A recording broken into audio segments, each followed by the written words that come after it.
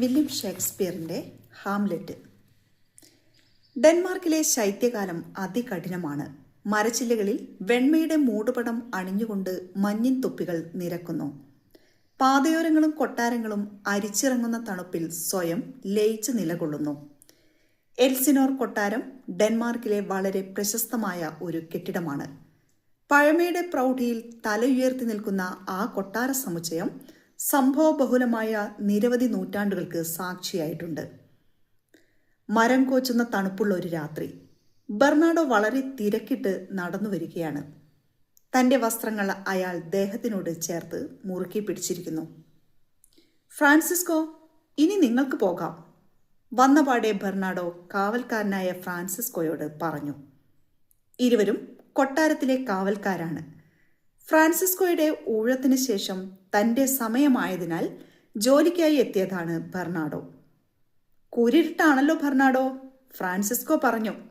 ശരിയാണ്, ബെർണാഡോ സമ്മതിച്ചു. എനിക്ക് നിങ്ങളെ കാണുവാനേ കഴിയുന്നില്ല. ഇരുട്ടിൽ ഫ്രാൻസിസ്കോയും ബെർണാഡോയും പരസ്പരം തിരിച്ചറിഞ്ഞത് ശബ്ദം കേട്ടാണ്. ഇത്തരം കൂരിരുട്ടിൽ നല്ല വെളിച്ചം കരുതേണ്ടതായിരുന്നുവെന്ന് അവർക്ക് തോന്നി. ടപ് ടപ് ടപ്. മൂന്നാമതൊരാൾ നടന്നു വരുന്ന ശബ്ദം. ബെർണാഡോ ഒന്ന് ഞെട്ടി. ആരാണത്? ഒരൽപ്പം പരിഭ്രമത്തോടെ അയാൾ വിളിച്ചു ചോദിച്ചു.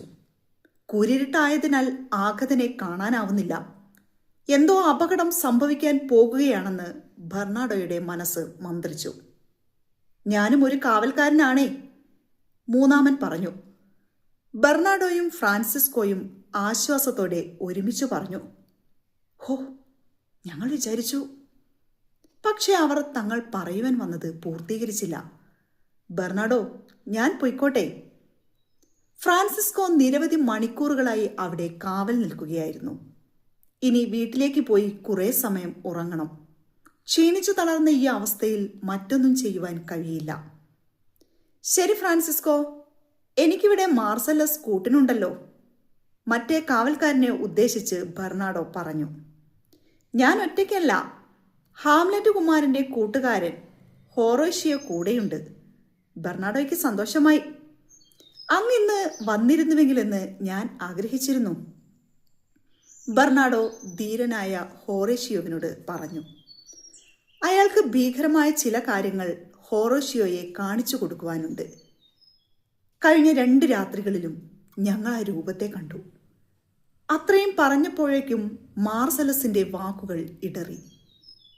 ആ കാഴ്ചയുടെ ഞെട്ടലിൽ നിന്ന് താൻ ഇനിയും മുക്തനായില്ലെന്ന് അയാൾക്ക് തോന്നി. കൂരിരുട്ടായതിനാൽ അവരുടെ ഭയചകിതമായ മുഖങ്ങൾ ഹോറേഷ്യോ കണ്ടില്ല എന്ന് മാത്രം. ഹോറേഷ്യോ, ഇന്ന് രാത്രി അങ്ങയെ ഞങ്ങളത് കാണിച്ചു തരാം. ഭയം കൊണ്ട് ബെർണാഡോയുടെ വാക്കുകൾ മുറിഞ്ഞു.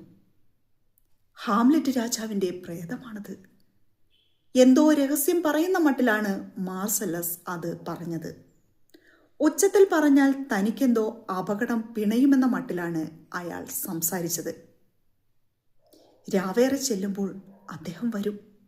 ബെർണാഡോ തുറന്നു. ഛായ്, നിങ്ങൾക്ക് വെറുതെ തോന്നിയതായിരിക്കും, ഹോറേഷ്യോ പറഞ്ഞു. അയാൾക്ക് കാവൽക്കാരുടെ വാക്കുകൾ വിശ്വസിക്കുവാനേ തോന്നിയില്ല. ഒരുപക്ഷെ ഭയചകിതമായ മനസ്സിൻ്റെ തോന്നൽ മാത്രമായിരിക്കാം അത്. എന്തായാലും ഹോറേഷ്യോ അവരുടെ വാക്കുകൾ വിശ്വസിക്കുവാൻ കൂട്ടാക്കിയില്ല. അയ്യോ, ദാ അവിടെ! ഞെട്ടിവിറച്ചുകൊണ്ട് ബെർണാഡോ ഒരു വശത്തേക്ക് കൈ ചൂണ്ടി.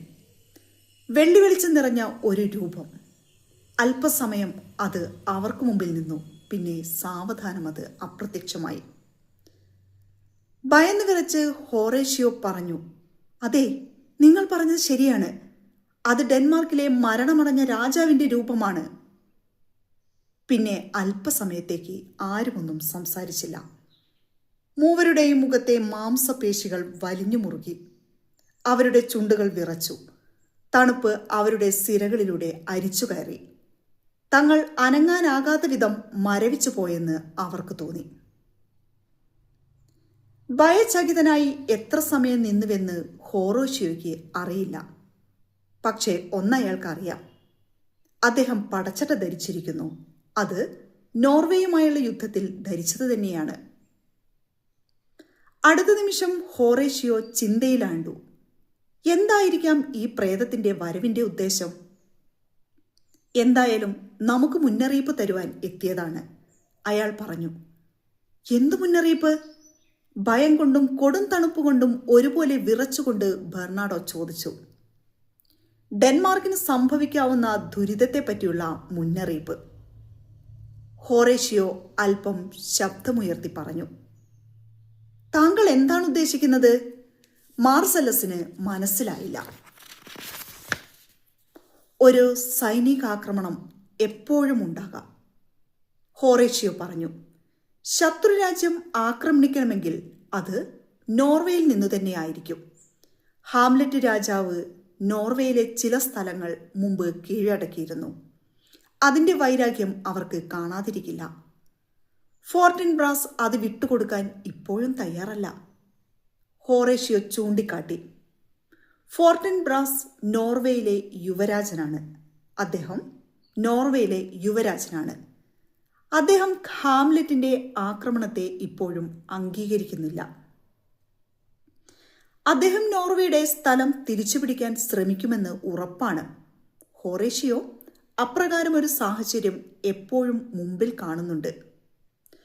ഒരുപക്ഷെ ഹാംലെറ്റിന്റെ പ്രേതം അതിനെപ്പറ്റി ഒരു മുന്നറിയിപ്പ് നൽകുവാൻ എത്തിയതായിരിക്കാം. ഹേയ്, ആ രൂപമത വീണ്ടും, ചെറിയൊരു അലർച്ചയോടെ മാർസലസ് പറഞ്ഞു. കറങ്ങി തിരിഞ്ഞ് ആ വെള്ളി വെളിച്ചം അവരുടെ അടുത്തേക്ക് വന്നു. പിന്നെ സാവധാനം അവർക്ക് മുമ്പിൽ അത് നിലയുറപ്പിച്ചു. അങ്ങ് എന്തിനാണ് ഇവിടെ എത്തിയിരിക്കുന്നത്? ഹോറേഷ്യോ പ്രേതത്തിനോട് ചോദിച്ചു. പക്ഷേ യാതൊരു മറുപടിയുമില്ല. നിശബ്ദനായി ആ രൂപം അല്പസമയം അവരെ നോക്കി നിന്നു. പിന്നെ വായുവിൽ മറഞ്ഞു. ഒന്നും മനസ്സിലാകാതെ ഹോറേഷ്യോ അപ്രത്യക്ഷമാകുന്ന ആ രൂപത്തെ നോക്കി നിന്നു. എല്ലാം വെറും ഒരു തോന്നലായിരിക്കാമെന്ന് അദ്ദേഹത്തിന് തോന്നി. പൂവൻ കോഴിയുടെ കൂവൽ കേട്ടിരുന്നില്ലേ? ബെർണാഡോ ചോദിച്ചു. ഹോറേഷ്യോയ്ക്ക് കാര്യം മനസ്സിലായി. നേരം പുലരുന്നുവെന്നതിൻ്റെ സൂചനയായി പൂവൻ കോഴി കൂവിയ ഉടൻ തന്നെയാണ് ആ രൂപം അപ്രത്യക്ഷമായത്. അപ്പോൾ അത് പ്രേതം തന്നെയാണെന്ന് ഉറപ്പാണ്. പുലർച്ചെയായതോടെ ആ രൂപത്തിന്റെ അമാനുഷിക ശക്തി നഷ്ടപ്പെട്ടിരിക്കാം. ഹോറേഷ്യയുടെ മനസ്സിൽ നിരവധി സംശയങ്ങൾ നിറഞ്ഞു. എന്തിനാണ് ഹാംലെറ്റിന്റെ പ്രേതം പല രാത്രികളിലും അവിടെ അലഞ്ഞു തിരിയുന്നത്?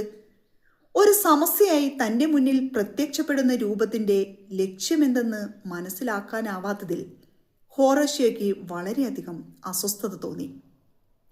ആത്മാക്കൾ മരണാനന്തരം അലഞ്ഞു തിരിയുന്നുവെങ്കിൽ അതിന് തീർച്ചയായും ഒരു കാരണമുണ്ടാകും. പക്ഷേ ഈ രൂപം പ്രത്യക്ഷപ്പെടുന്നുവെന്നല്ലാതെ ഒന്നും ഉരിയാടുന്നില്ല. ഒരുപക്ഷെ രഹസ്യം വെളിപ്പെടുത്തുവാൻ പറ്റിയ ഒരാളെ തിരയുകയായിരിക്കാം. നമുക്കിത് ഹാംലെറ്റ് രാജകുമാരനോട് പറയാം. മരണമടഞ്ഞ പിതാവ് വീണ്ടും പ്രത്യക്ഷപ്പെടുന്നുവെന്ന് അദ്ദേഹം അറിയേണ്ടതല്ലേ? ഹോറേഷ്യോ പറഞ്ഞു. മരണമടഞ്ഞ ഹാംലെറ്റ് രാജാവിൻ്റെ മകനാണ് അതേ പേരുകാരനായ കുമാരൻ. മറ്റുള്ളവരുടെ അഭിപ്രായവും അതുതന്നെയായിരുന്നു. അവിടെ പ്രത്യക്ഷപ്പെട്ട രൂപത്തിന് തങ്ങളോട് ഒന്നും പറയുവാനില്ലെന്ന് ഹോറേഷ്യോയ്ക്കും കൂട്ടുകാർക്കും മനസ്സിലായി. തീർച്ചയായും അത് ഹാംലെറ്റ് കുമാരനെ തിരയുകയായിരുന്നിരിക്കണം. വളരെ ശക്തനായിരുന്ന രാജാവാണ് കൊല്ലപ്പെട്ടത്. എന്നാൽ അടുത്ത കിരീടാവകാശിയായ ഹാംലെറ്റ് കുമാരനല്ല സിംഹാസനത്തിൽ ആരൂഢനായത്. കൊല്ലപ്പെട്ട രാജാവിൻ്റെ സഹോദരനാണ് ഇപ്പോൾ രാജ്യം ഭരിക്കുന്നത്. ഇതെല്ലാം മരണാനന്തരം രാജാവിനെ വേദനിപ്പിച്ചിരിക്കാം. പ്രതികാരദാഹവുമായി അദ്ദേഹത്തിൻ്റെ പ്രേതം പാഞ്ഞു നടക്കുകയായിരിക്കാം. ഹോറേഷ്യോയുടെ ചിന്തകൾ ആ വഴിക്ക് നീങ്ങി. രാജാവിൻ്റെ വിയോഗത്തിൽ വിലപിക്കുന്നവരാണ് ഈ കാവൽക്കാർ. എന്നാൽ പുതിയ രാജാവിനെ പറ്റി ചില ആശങ്കകൾ അവർക്കുണ്ട് താനും. രാജ്യമാകെ അരക്ഷിതാവസ്ഥയിലേക്ക് നീങ്ങുകയാണെന്ന് ഹോറേഷ്യോയ്ക്ക് തോന്നി. കൊടുംതണുപ്പിൽ പ്രേതം പ്രത്യക്ഷപ്പെട്ടത് എൽസിനോർ കൊട്ടാരത്തിൻ്റെ പുറത്താണ്. ഡെൻമാർക്കിൽ എന്തൊക്കെയോ പ്രശ്നങ്ങളുണ്ടെന്ന് ഹോറേഷ്യോയ്ക്ക് വ്യക്തമായി മനസ്സിലായി. പ്രഭാതമായി. രാജകൊട്ടാരത്തിൽ വിശിഷ്ടാതിഥികൾ നിരവധി പേർ എത്തിച്ചേർന്നിരിക്കുന്നു. ക്ലൗഡിയസ് രാജാവ് സംസാരിക്കുവാൻ ആരംഭിച്ചു. മാന്യരെ, നാം നിങ്ങളെ ഇവിടെ വിളിച്ചു കൂട്ടിയിരിക്കുന്നത് സുപ്രധാനമായ ഒരു കാര്യം ധരിപ്പിക്കുവാനാണ്. സദസ്യർ മുഖത്തോട് മുഖം നോക്കി. എന്തായിരിക്കാം പുതിയ രാജാവിന് തങ്ങളോട് പറയുവാനുള്ളത്? അത്യാവശ്യമായ എന്തോ കാര്യമാണെന്നുള്ളത് ഉറപ്പാണ്. നാം ജത്രൂദിനെ വിവാഹം കഴിക്കാൻ പോകുന്നു. ക്ലൗഡിയസിന്റെ പ്രഖ്യാപനം കേട്ട സദസ്സ് ഒന്നടങ്കം ഞെട്ടി. മരണമടഞ്ഞ രാജാവിന്റെ വിധവ വിവാഹം കഴിക്കണമെന്ന് താല്പര്യപ്പെടുന്നത് മരണമടഞ്ഞ രാജാവിന്റെ സഹോദരൻ. ഹാംലെറ്റ് രാജകുമാരന്റെ വിധവയായ അമ്മ ഇതാ വിവാഹിതയാകാൻ പോകുന്നു. ഈ വാർത്ത അവരെയാകെ അന്താളിപ്പിച്ചു. ഇപ്രകാരം ഒരു പ്രഖ്യാപനം ക്ലൗഡിയസ് രാജാവിൽ നിന്നും അവർ ഒരിക്കലും പ്രതീക്ഷിച്ചിരുന്നില്ല. എന്റെ സഹോദരന്റെ മരണത്തിൽ ഞാൻ ദുഃഖിക്കുന്നു, ഒരു പ്രത്യേക ഭാവത്തോടെ ക്ലൗഡിയസ് പറഞ്ഞു. ഡെൻമാർക്കിനും അതിൽ ദുഃഖമുണ്ട്. എന്നാൽ എന്റെയും വിധവയായ രാജ്ഞിയുടെയും വിവാഹത്തോടെ നമ്മുടെ ദുഃഖം സന്തോഷമായി മാറും. അല്പം ആവേശത്തോടെയാണ് ക്ലൗഡിയസ് അപ്രകാരം പറഞ്ഞത്. നോർവേയിലെ യുവരാജാവ് ഫോർട്ടിൻബ്രാസ് കാത്തിരിക്കുന്നു. ഇപ്പോൾ നാം ദുഃഖിക്കുന്നതുകൊണ്ട് അവർക്കാണ് നേട്ടം. ക്ലൗഡിയസ് ഒരു നിമിഷം സംസാരം നിർത്തി. കുമാരൻ, ഇപ്പോഴും താങ്കളുടെ മുഖത്ത് കാർമേഘങ്ങൾ എന്തിന്? ദുഃഖത്തിന്റെ മൂടുപടം മാറ്റാറായില്ലേ? ഹാംലെറ്റ് കുമാരനോട് ക്ലൗഡിയസ് രാജാവ് ചോദിച്ചു. ഹാംലെറ്റ് തന്റെ കറുത്ത കുപ്പായത്തിലേക്ക് നോക്കി. തന്റെ പിതാവിന്റെ മരണശേഷം ഇതാണ് ഹാംലെറ്റിന് വസ്ത്രം. ദുഃഖസൂചകമായി അണിഞ്ഞ ആ വസ്ത്രം മാറ്റുവാൻ ഹാംലെറ്റിന് മനസ്സു വന്നില്ല. സമയമായിട്ടില്ല, ഹാംലെറ്റ് മനസ്സിൽ പറഞ്ഞു. മോനെ, നിന്റെ ഈ കറുത്ത വസ്ത്രം മാറ്റൂ. നിശയെ ഓർമ്മിപ്പിക്കുന്ന ഈ വസ്ത്രം ഊരിയെറിഞ്ഞ് തിളങ്ങുന്ന യുവത്വത്തിന്റെ വസ്ത്രം ധരിക്കൂ. ജത്രൂദും ഹാംലെറ്റിനെ ഇപ്രകാരം ഉപദേശിച്ചു. ഹാംലെറ്റ് ചെറുതായി ഞെട്ടി. തന്റെ പ്രിയപ്പെട്ട മാതാവ് തന്നെയാണോ ഈ പറയുന്നത്? മരണമടഞ്ഞ രാജാവിന്റെ വിധവയായ ഭാര്യയാണോ ഇത് പറയുന്നത്? ഒരൽപ്പം വെറുപ്പോടെയാണ് ഹാംലെറ്റിന്റെ മറുപടി വന്നത്. എന്റെ ഉള്ളിലുള്ള ദുഃഖം അഗാധമാണ്. പുറമേ കാണുന്നത് ആ ദുഃഖത്തിന്റെ വെറുമൊരു പ്രതിഫലനം മാത്രം. ജത്രൂദ് പിന്നെയൊന്നും പറഞ്ഞില്ല. എന്നാൽ ക്ലൗഡിയസിന്റെ മുഖം മങ്ങി. എല്ലാ പിതാക്കന്മാരും മരിക്കും, ഒരു തത്വജ്ഞാനിയെ പോലെ അയാൾ പറഞ്ഞു. എല്ലാ മക്കൾക്കും അവരുടെ പിതാക്കന്മാരെ നഷ്ടപ്പെടും, അദ്ദേഹം തുടർന്നു. ഒരു മകന് തൻ്റെ പിതാവിനെ നഷ്ടപ്പെടുമ്പോൾ തീർച്ചയായും ആ മകൻ വിലപിക്കേണ്ടത് തന്നെയാണ്. അത് അവൻ്റെ ചുമതലയാണ്. ഇത്രയും പറഞ്ഞപ്പോഴേക്കും ക്ലൗഡിയസിന്റെ വാക്കുകൾ കനത്തു. ഹാംലെറ്റ് ക്ലൗഡിയസ് രാജാവിന്റെ വാക്കുകൾ കാര്യമായി ശ്രദ്ധിക്കാതെ എന്തോ ആലോചിക്കുകയായിരുന്നു. ദീർഘകാലം ഒരാളുടെ വിയോഗത്തിൽ ദുഃഖിക്കുകയെന്നത് ശരിയായ കാര്യമല്ല. ക്ലൗഡിയസ് രാജാവ് തീർത്തു പറഞ്ഞു. കുമാരന് എന്നെ പിതാവായി കണ്ടുകൂടെ? ഇത്രയും പറഞ്ഞിട്ട് അവന്റെ മുഖത്തേക്ക് രാജാവ് തുറിച്ചു നോക്കി. ആ കണ്ണുകളിൽ കൗശലവും ക്രൗര്യവും നിറഞ്ഞിരുന്നു. നാം മരിക്കുമ്പോൾ സിംഹാസനത്തിലേറേണ്ടത് കുമാരനാണ്. വല്ലാത്തൊരു ഊന്നലോടെയാണ് ക്ലൗഡിയസിൽ നിന്നും ഈ വാക്കുകൾ പുറത്തു വന്നത്. ഇനി കുമാരൻ പഠനത്തിനായി വിറ്റൻബർഗിലേക്ക് പോവേണ്ട. രാജാവിന്റെ വാക്കുകൾ കേട്ട ഹാംലെറ്റ് വീണ്ടും ഞെട്ടി. പിതാവിന്റെ മരണം വരെ വിറ്റൻബർഗിലെ സ്കൂളിലാണ് ഹാംലെറ്റ് പഠിച്ചുകൊണ്ടിരുന്നത്. മരണാനന്തര ചടങ്ങുകൾക്കുള്ള ആ വരവ് തന്റെ വിദ്യാലയത്തോടുള്ള യാത്ര പറച്ചിൽ ആകുമെന്ന് ഹാംലെറ്റ് കരുതിയിരുന്നില്ല. ജത്രൂദും ഇതേ അഭ്യർത്ഥന തന്നെയാണ് ഹാംലെറ്റിന്റെ മുമ്പിൽ അവതരിപ്പിച്ചത്. കുമാര, നീ എപ്പോഴും എൻ്റെ അടുത്തുണ്ടാവണം. മകനോടുള്ള വാത്സല്യമൊന്നും ആ വാക്കുകളിൽ നിഴലിച്ചില്ല. ക്ലൗഡിയസ് രാജാവിന്റെ വാക്കുകളെ പിന്താങ്ങുവാൻ ഉപയോഗിച്ച ഭംഗി വാക്കുകൾ ആയിരുന്നു അവ. ശരി, ഹാംലെറ്റ് അമ്മയുടെ അഭിപ്രായത്തോട് എതിര് പ്രകടിപ്പിച്ചില്ല. ക്ലൗഡിയസ് രാജാവ് വലിയ സന്തോഷം പ്രദർശിപ്പിച്ചു. കുമാരന്റെ ഈ തീരുമാനം ആഘോഷിക്കപ്പെടേണ്ടത് തന്നെ അയാൾ പ്രസ്താവിച്ചു. പക്ഷേ ആ ആഹ്ലാദത്തിന്റെ പിന്നിൽ അവിശുദ്ധ ചിന്തകൾ നിറഞ്ഞിരുന്നു. വരൂ ജത്രൂദ്. തന്റെ പ്രതിശ്രുത വധുവിനോടൊപ്പം രാജാവ് അകത്തേക്ക് പോയി. തന്റെ മുമ്പിൽ നടന്നതൊന്നും വിശ്വസിക്കുവാനാകാതെ ഹാംലെറ്റ് വിറങ്ങലിച്ചു നിന്നു. രാജസദസ്സ് പിരിഞ്ഞു. രാജാവിന്റെ അഭിപ്രായത്തെ വിമർശിക്കാനുള്ള ചങ്കൂറ്റം ജനങ്ങൾക്കുണ്ടായില്ല. ഞാനൊന്ന് മരിച്ചിരുന്നെങ്കിൽ, കണ്ണീരോടെ ഹാംലെറ്റ് ചിന്തിച്ചു. തന്റെ മുമ്പിൽ നടക്കുന്ന കാര്യങ്ങൾ കുമാരനെ അത്രയുമധികം ബാധിച്ചിരുന്നു. ഞാൻ ഉരുകി ബാഷ്പമായി മാറിയിരുന്നെങ്കിൽ, എൻ്റെ ജീവിതം ഇവിടെ അവസാനിച്ചിരുന്നെങ്കിൽ. വളരെ ദുഃഖിതനായാണ് ഹാംലെറ്റ് അപ്രകാരം പറഞ്ഞത്. ദൈവം ആത്മഹത്യ ഒരു പാപമായി കരുതാതിരുന്നുവെങ്കിൽ.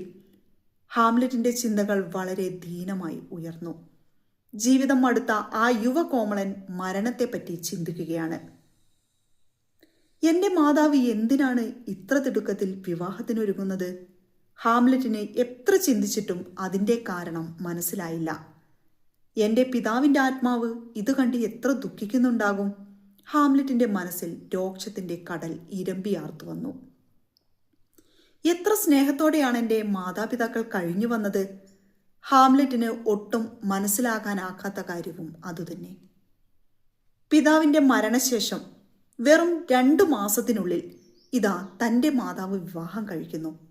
അതും തൻ്റെ പിതാവിൻ്റെ യോഗ്യതകളൊന്നുമില്ലാത്ത അദ്ദേഹത്തിൻ്റെ അനുജനെ.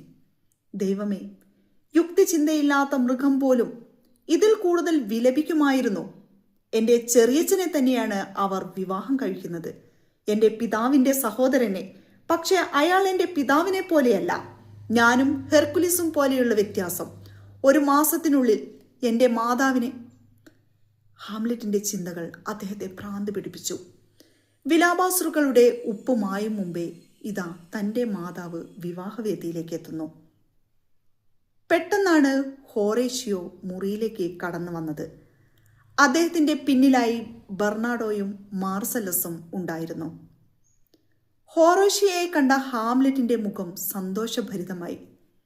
വരൂ സുഹൃത്തെ, എല്ലാവരും വരൂ. അദ്ദേഹം അവരെ ക്ഷണിച്ചു. ഹോറേഷ്യോ ഹാംലെറ്റിന്റെ അടുത്ത സുഹൃത്തായിരുന്നു. വിറ്റൻബർഗ് യൂണിവേഴ്സിറ്റിയിൽ ഇരുവരും സഹപാഠികളുമായിരുന്നു. പ്രിയ ഹോറേഷ്യോ, നീ എന്തിനാണ് സ്കൂൾ വിട്ട് ഈ ഡെൻമാർക്കിലേക്ക് വന്നത്? ഹാംലെറ്റ് ചോദിച്ചു. ഹോറേഷ്യോ ഒരു നിമിഷം ചിന്തിച്ചു നിന്നു. താൻ എന്തിനാണ് വിറ്റൻബർഗിൽ നിന്നും ഡെൻമാർക്കിലേക്ക് എത്തിയത്? അദ്ദേഹത്തിന്റെ മനസ്സിലൂടെ നിരവധി ചിന്തകൾ കടന്നുപോയി. താങ്കളുടെ പിതാവിൻ്റെ ശവസംസ്കാര ചടങ്ങിൽ പങ്കെടുക്കുവാനെത്തി, ഹോറേഷ്യോ പറഞ്ഞു. എന്നാൽ തൻ്റെ ആത്മസുഹൃത്തായ ഹാംലെറ്റിനെ ആശ്വസിപ്പിക്കുവാനാണ് ഹോറേഷ്യോ എത്തിയതെന്നാണ് വാസ്തവം. ഇല്ല, നിങ്ങൾ അതിനല്ല വന്നത്. നിങ്ങൾ എൻ്റെ അമ്മയുടെ വിവാഹ ചടങ്ങിൽ പങ്കെടുക്കുവാനാണ് വന്നത്. ഉന്മാദാവസ്ഥയിൽ എന്നതുപോലെ ഹാംലെറ്റ് അലറി. ഹോറേഷ്യോ അമ്പരന്നു. തൻ്റെ ചങ്ങാതി എന്താണ് ഇപ്രകാരം പറയുന്നത്? തീർച്ചയായും വളരെ ഗൗരവപരമായ എന്തോ പ്രശ്നമുണ്ടെന്ന് ഹോറേഷ്യോയ്ക്ക് തോന്നി. മാതാവിൻ്റെ വിവാഹം ഹാംലെറ്റ് ഇഷ്ടപ്പെടുന്നുണ്ടാവില്ല.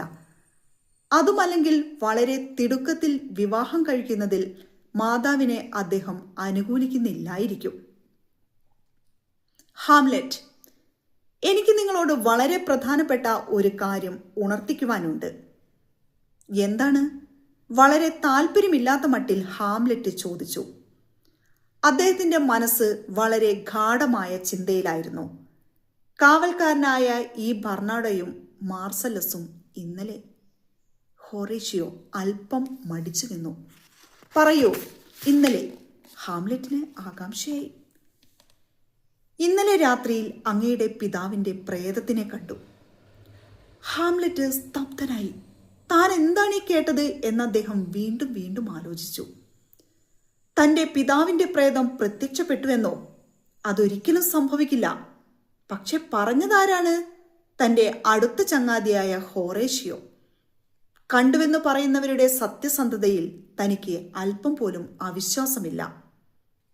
ശരി, ഇന്നു രാത്രി കാവലിന് ഞാനും നിങ്ങളോടൊപ്പമുണ്ട്, ഹാംലെറ്റ് പ്രതിവചിച്ചു. അദ്ദേഹത്തിന്റെ കണ്ണുകളിൽ നിശ്ചയദാർഢ്യം സ്ഫുരിച്ചിരുന്നു. എന്തിനാണ് തന്റെ പിതാവ് പ്രേതമായി കാവൽക്കാരുടെ മുമ്പിൽ പ്രത്യക്ഷപ്പെട്ടത്? എന്താണ് ഉദ്ദേശം? അദ്ദേഹം ചിന്താകുലനായി. നിങ്ങൾ പറഞ്ഞത് ശരിയാണെങ്കിൽ എനിക്ക് എൻ്റെ പിതാവിനോട് സംസാരിക്കണം. എന്തിനാണ് ഈ രൂപത്തിൽ ഭൂമിയിലൂടെ അലയുന്നതെന്ന് ചോദിക്കണം. ഹാംലെറ്റ് നിശ്ചയിച്ചുറപ്പിച്ചു. ഇനിയുള്ള കുറച്ച് മണിക്കൂറുകൾക്കുള്ളിൽ താൻ തൻ്റെ പിതാവിനെ കണ്ടെത്തുവാൻ പോവുകയാണോ? സംശയം ഹാംലെറ്റിന്റെ ഉള്ളിൽ നിറഞ്ഞു. ഈ സമയം പൊളോണിയസ് എന്ന പ്രഭുവിന്റെ ഭവനത്തിൽ മറ്റൊരു നാടകീയമായ രംഗം അരങ്ങേറുകയായിരുന്നു. ഞാൻ ഫ്രാൻസിലേക്ക് പോകുന്നു, പൊളോണിയസിന്റെ മകനായ ലെർട്ടസ് പിതാവിനോട് പറഞ്ഞു. തുടർന്ന് യാത്രയാക്കുവാൻ തയ്യാറായി. ഈ സമയം അദ്ദേഹത്തിന്റെ സഹോദരിയായ ഒഫേലിയ ലെർട്ടസിനെ യാത്ര അയക്കുവാനായി എത്തി. ഒഫേലിയ, ഞാൻ പോകട്ടെ? ലെർട്ടസ് വിട ചോദിച്ചു.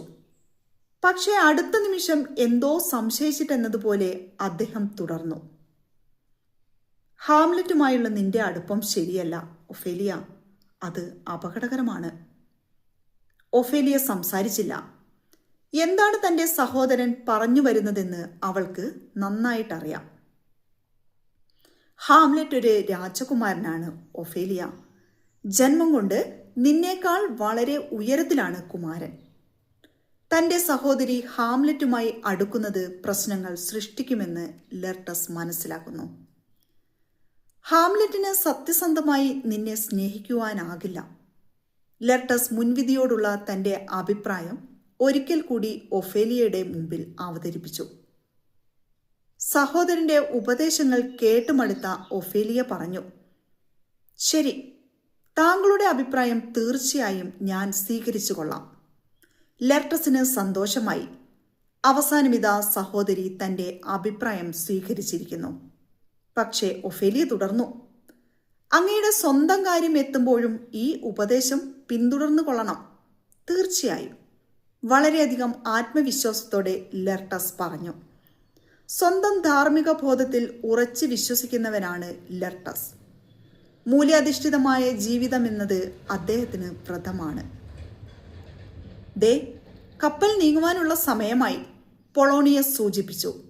അദ്ദേഹം മകനെ ധാർമ്മിക മൂല്യങ്ങൾ ജീവിതത്തിൽ മുറുകെ പിടിക്കേണ്ടതിൻ്റെ ആവശ്യകതയെപ്പറ്റി ഉപദേശിക്കുവാൻ തുടങ്ങി. ഹാംലെറ്റിനോട് അടുക്കരുതെന്ന് ഒഫേലിയയ്ക്ക് ലഭിച്ച ഉപദേശം പോലെ അനാകർഷകമായ നിരവധി ഉപദേശശകലങ്ങൾ പൊളോണിയസ് മകനു നൽകി. ചിന്തകളെ നിയന്ത്രിക്കണം. പിതാവിന്റെ ഉപദേശം കേട്ട് ലെർട്ടസ് പുഞ്ചിരിച്ചു. ലെർട്ടസ് പിതാവിന്റെ ഉപദേശത്തിൽ ചെറിയ തോതിൽ അക്ഷമ പ്രകടിപ്പിക്കാൻ തുടങ്ങിയിരുന്നു. ആഗ്രഹങ്ങൾക്ക് കടിഞ്ഞാണിടണം, പൊളോണിയസ് തുടർന്നു. മറ്റുള്ളവരോട് പരിചയഭാവത്തിൽ പെരുമാറണം. ഒരിക്കലും മുഖം കറുത്ത് സംസാരിക്കരുത്. ഉപദേശങ്ങൾ ഒന്നിനു പുറകെ മറ്റൊന്നായി എത്തിക്കൊണ്ടിരുന്നു. സുഹൃത്തുക്കളെ ശത്രുക്കളാക്കരുത്, എന്നാൽ പുതിയ സുഹൃത്തുക്കളെ തിടുക്കത്തിൽ എടുക്കുകയുമരുത്. ലെർട്ടസ് ആ ഉപദേശം ശ്രദ്ധിച്ചു. തന്റെ പിതാവിന്റെ അഭിപ്രായത്തിൽ കഴമ്പുണ്ടെന്ന് അദ്ദേഹത്തിന് തോന്നി. അപൂർവമായി മാത്രം വഴക്കു കൂടുക, പക്ഷേ ഒരിക്കൽ ശണ്ട തുടങ്ങിയാൽ പിന്നെ ധീരമായി മുന്നേറുക, പിന്തിരിയരുത്. ശണ്ടയിൽ നിന്നും പരമാവധി ഒഴിഞ്ഞു മാറണം. എന്നാൽ ചില സാഹചര്യങ്ങൾ ശണ്ട കൂടുവാൻ നമ്മെ നിർബന്ധിച്ചുവെന്ന് വരാം. അത്തരം സന്ദർഭങ്ങളിൽ ധീരമായി മുന്നേറുക, പൊളോണിയസ് തുടർന്നു. മോനെ, നീ സംസാരിക്കുന്നതിനേക്കാൾ കൂടുതൽ കേൾക്കുവാൻ തയ്യാറാവണം. വളരെ മെച്ചപ്പെട്ട രീതിയിൽ വസ്ത്രം ധരിക്കണം. എന്നാൽ അത് ഒരു പരിധിയിൽ കവിഞ്ഞ് ആകർഷണീയവും ആകരുത്. നിസ്സാര കാര്യങ്ങളെപ്പറ്റി പോലും പൊളോണിയസ് സംസാരിക്കുകയാണ്. അദ്ദേഹത്തിന് എല്ലാം പ്രാധാന്യമുള്ളതാണ്. കടം വാങ്ങുന്നതിൽ നിന്നും കൊടുക്കുന്നതിൽ നിന്നും ഒഴിഞ്ഞു നിൽക്കുക. ലെർട്ടസിന്റെ മുഖഭാവം മാറി. അദ്ദേഹത്തിന്റെ മനസ്സ് പിതാവിനോട് നന്ദി പറഞ്ഞുകൊണ്ടിരുന്നു. അത്രയ്ക്കും അമൂല്യമായ ഉപദേശങ്ങളാണ് പിതാവ് തനിക്കായി നൽകുന്നത്. മറ്റെല്ലാത്തിനുമുപരി തന്നോട് തന്നെ നീതി പുലർത്തുക. അതായിരുന്നു പൊളോണിയസിന്റെ അവസാന ഉപദേശം. ജീവിത വിജയത്തിന് അത്യന്താപേക്ഷിതമായ ഉപദേശങ്ങളാണ് അവയോരോന്നുമെന്ന് ലെർട്ടസിന് മനസ്സിലായി. പിതാവിന് നന്ദി പറഞ്ഞുകൊണ്ട് ലെർട്ടസ് സഹോദരിയോടായി മൊഴിഞ്ഞു. ഒഫേലിയ, ഞാൻ പറഞ്ഞ കാര്യങ്ങൾ മറക്കരുത്. ഒഫേലിയ തലകുലുക്കി. സന്തോഷപൂർവ്വം ലെർട്ടസ് യാത്രയായി. എന്താണ് ലെർട്ടസ് നിന്നോട് പറഞ്ഞത്? ലെർട്ടസ് കാഴ്ചയിൽ നിന്നും മറഞ്ഞ ഉടൻ തന്നെ പൊളോണിയസ് ഒഫേലിയയോട് ചോദിച്ചു. ഹാംലെറ്റ് രാജകുമാരനുമായി ബന്ധപ്പെട്ട കാര്യമാണ്. ഒഫേലിയ സത്യസന്ധമായി തന്നെ പിതാവിനെ അറിയിച്ചു. എന്നാൽ പൊളോണിയസ് അത് ഗൗരവമായി തന്നെ എടുത്തു. മോളെ, ഹാംലെറ്റുമായി നിനക്ക് ബന്ധമുണ്ടോ? അതറിയുവാൻ അയാളുടെ പിതൃഹൃദയം തുടിച്ചു. കുമാരൻ എന്നെ സ്നേഹിക്കുന്നു. ഒരൽപ്പം സങ്കോചത്തോടെയാണ് ഈ വിവരം ഒഫേലിയ പിതാവിനെ അറിയിച്ചത്. പാടില്ല, പാടില്ല, പൊളോണിയസ് അലറി. തുടർന്ന് ലെർട്ടസിന്റെ ഉപദേശം തന്നെ പിതാവും ഒഫേലിയയ്ക്ക് നൽകി. നിന്നെ കുമാരൻ വഞ്ചിക്കും. അദ്ദേഹത്തിന്റെ പ്രേമപ്രകടനം വെറും കാപട്യമാണ്, പൊളോണിയസ് തീർത്തു പറഞ്ഞു. എന്റെ പിതാവായ അങ്ങ് എന്തു പറഞ്ഞാലും ഞാൻ അനുസരിച്ചു കൊള്ളാം, ഒഫേലിയ ഒരൽപ്പം ദുഃഖത്തോടെ പറഞ്ഞു. ഇനി ഹാംലെറ്റ് കുമാരനെ കാണരുത്. ഇല്ല, ഒഫേലിയ ആത്മാർത്ഥമായി തന്നെ മറുപടി പറഞ്ഞു. ഇരുവരും ഭവനത്തിനുള്ളിലേക്ക് മറഞ്ഞു. ഹാംലെറ്റ് കുമാരൻ വളരെ അസ്വസ്ഥനാണ്. തന്റെ പിതാവിന്റെ രൂപമാണ് മരണാനന്തരം തന്റെ മുമ്പിൽ പ്രത്യക്ഷപ്പെടാൻ പോകുന്നത്. എന്തായിരിക്കും കാരണം? ഹൊറേഷ്യോ, മാർസല്ലസ് എന്നിവർ കുമാരനോടൊപ്പമുണ്ട്. കൊടുംതണുപ്പിൽ ഈ കൊട്ടാരത്തിന് വെളിയിൽ അങ്ങ് നിൽക്കുന്നത്. മാർസലസിന്റെ അഭിപ്രായത്തോട് ഹാംലെറ്റ് യോജിച്ചില്ല. തന്റെ പിതാവിനെ കാണുവാനാണ് താൻ നിൽക്കുന്നത്. തണുപ്പൊന്നും അപ്പോൾ തനിക്ക് പ്രശ്നമല്ല. പാതിരാവായി. കൊട്ടാരത്തിനുള്ളിൽ നിന്ന് പെരുമ്പറകളും വെടിയൊച്ചകളും മുഴങ്ങി. ഡെൻമാർക്കിലെ ആചാരമാണത്. സന്തോഷം പാതിരാത്രിയിലേക്കും അതിനുമപ്പുറത്തേക്കും നീളുന്ന ആഘോഷങ്ങളായി മാറും. രാജാവ് തന്റെ ആഘോഷങ്ങൾ ഇതുവരെയും അവസാനിപ്പിച്ചിട്ടില്ല. ഇതൊക്കെ ഒഴിവാക്കപ്പെടണം, അമർഷത്തോടെ ഹാംലെറ്റ് പറഞ്ഞു. മറ്റു രാജ്യങ്ങൾക്ക് മുന്നിൽ നാം പരിഹാസ്യരാകുന്നു. തിന്നുകുടിച്ചു കൂത്താടുന്നതാണ് ഡാനിഷുകാരെന്ന് പുറം ലോകം കരുതുന്നു. ഡെൻമാർക്ക് നിരവധി നേട്ടങ്ങൾക്കും പ്രശംസകൾക്കും പാത്രീഭൂതരാണ്. എന്നാൽ ആഘോഷത്തിമിർപ്പുകൾ ഈ നേട്ടങ്ങളുടെ വില കുറയ്ക്കുന്നുവെന്നാണ് ഹാംലെറ്റിന്റെ അഭിപ്രായം. പെട്ടെന്ന് ഒരു വെള്ളി വെളിച്ചം അല്പം അകലെയായി പ്രത്യക്ഷപ്പെട്ടു. ഹാംലെറ്റ് ഒരു നിമിഷം നിശബ്ദനായി. പിന്നെ സർവശക്തിയും എടുത്ത് ആ രൂപത്തോട് ചോദിച്ചു, ആരാണ് നിങ്ങൾ? പ്രത്യക്ഷപ്പെട്ട രൂപം മറുപടി പറഞ്ഞില്ല. പകരം അതിൻ്റെ കൈകൾ ചലിച്ചു. അവ തന്നെ മാടി വിളിക്കുന്നതായി ഹാംലെറ്റിന് മനസ്സിലായി. അയ്യോ, അങ്ങ് പോകരുതേ! ഹാംലെറ്റിനെ മറ്റുള്ളവർ തടഞ്ഞു. എന്നെ തടയരുത്, ഹാംലെറ്റ് വളരെ കർക്കശ സ്വരത്തിൽ പറഞ്ഞു. ആ രൂപം അങ്ങയെ അപകടത്തിലേക്ക് നയിച്ചേക്കാം. പക്ഷേ അവരുടെ അഭ്യർത്ഥനയൊന്നും ഹാംലെറ്റ് ചെവി കൊണ്ടില്ല. അയാൾക്ക് ആ രൂപത്തിനടുത്തേക്ക് പോയേ മതിയാവൂ.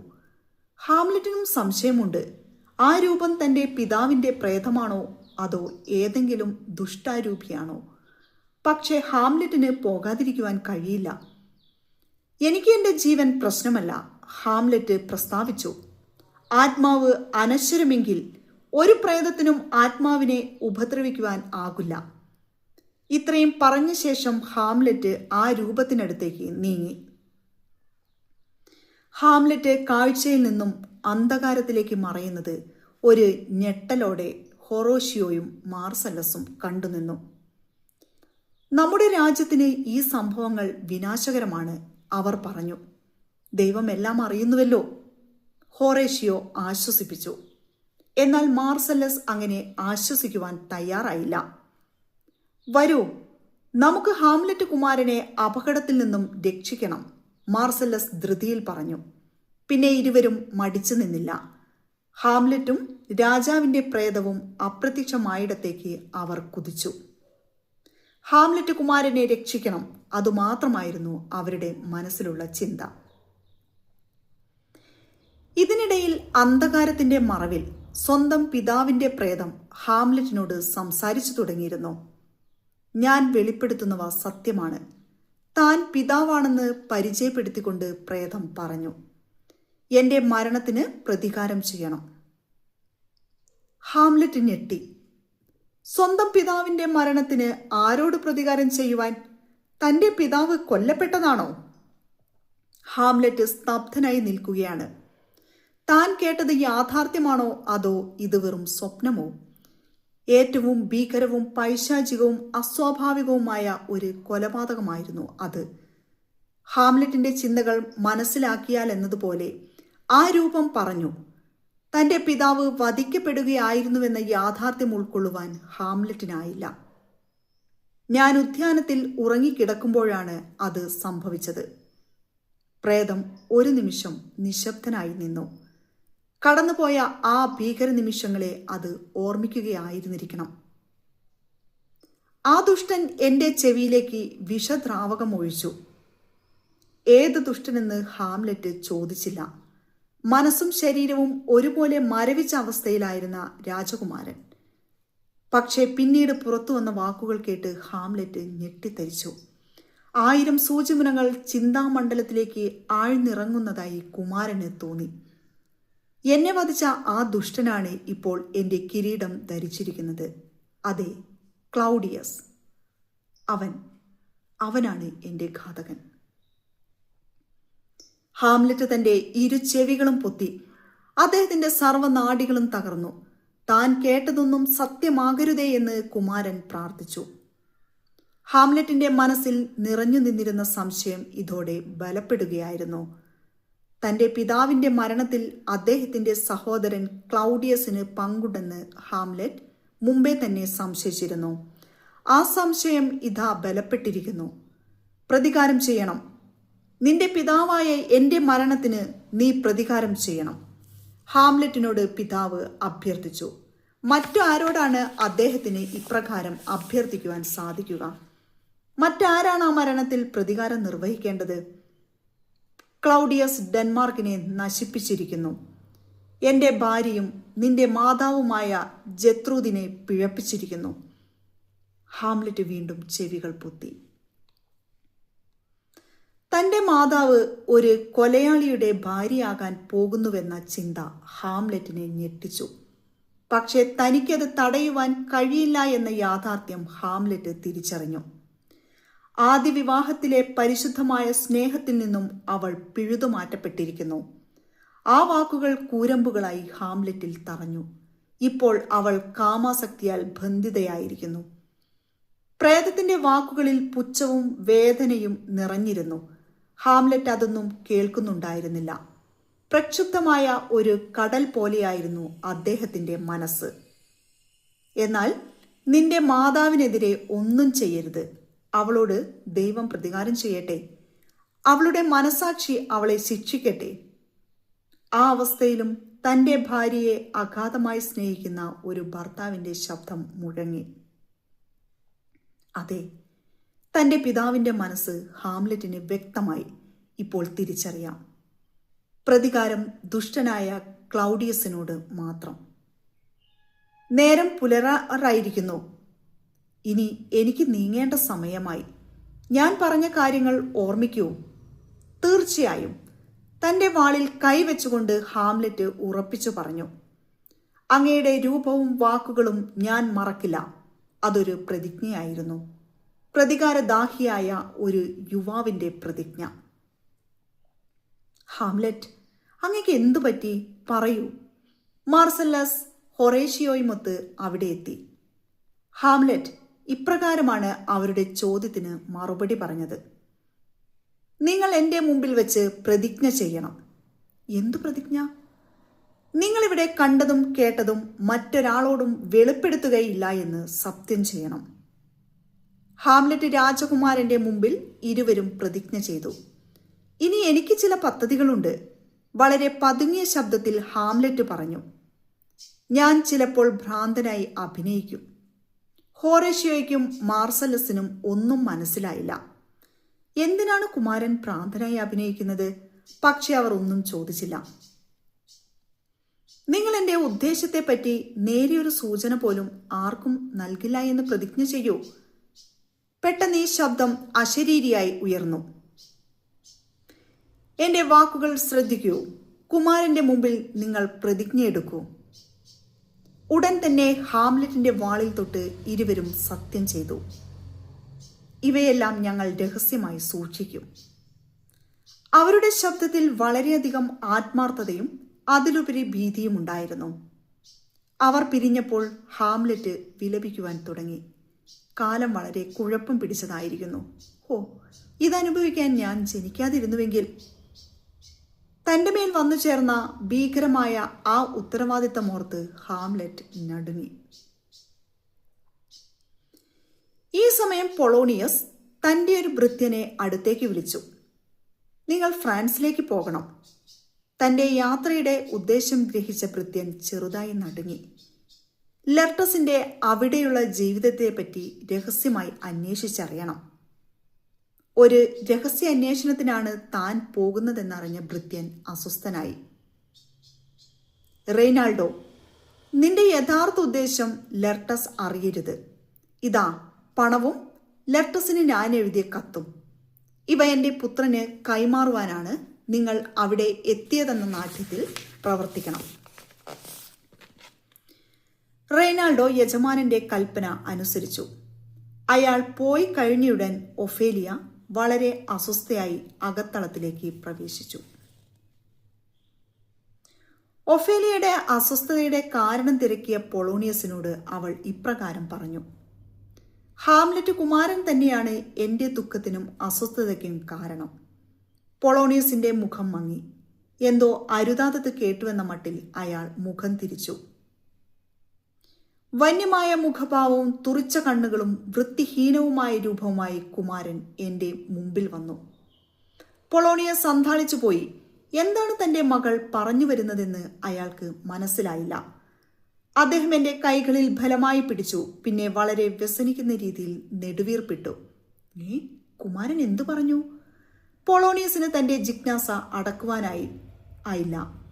ഇല്ല, കുമാരൻ എന്നോടൊന്നും സംസാരിച്ചില്ല, ഒഫേലിയ വെളിപ്പെടുത്തി. പൊളോണിയസിന് ആശ്വാസമായി.